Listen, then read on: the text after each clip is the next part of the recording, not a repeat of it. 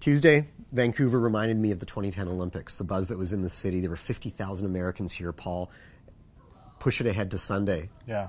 I think Sunday is going to feel a little bit like the Olympics when the round of 16 starts and Canada's hosting a BC Place. And certainly if they end up winning the game, that the atmosphere, I think, outside of BC Place, Father's Day, jovial, and the fact that we're getting to see the Canadian team here, this really is like home for them. They've been based here for over 8 years. John Herdman lives here. There are several players from here. I think there's a comfort level with them being here, and I think the support will be better for that. Edmonton was pretty good. It didn't quite sell out, though. Montreal, their biggest crowd, but the atmosphere in that building was just terrible. I think it's a huge advantage for Canada in BC Place on Sunday. We did see it from the Americans.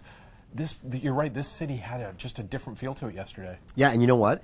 Think about it. If they play well on Sunday, which they should against whoever they meet, they then get to spend 6 more days in Vancouver because they would play on the 27th in a quarterfinal here. And those tickets would fly out the door as well, because I think people are hedging their bets. As one of our people here who was going to buy tickets was saying that they were praying that it wouldn't end up being China versus Costa Rica.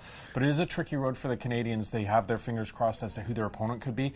You could end up facing a Swedish team that a lot of people were picking. Or the Swiss. Yeah, well, the Swiss, I think, would still be a good matchup for Canada, but Sweden is a team that a lot of people pick to potentially be a dark horse to win the tournament because of a disappointing group. They're in that 3rd place slot. That would be a tough matchup for Canada, but they will have the crowd on their side. We know that. All right, more tomorrow.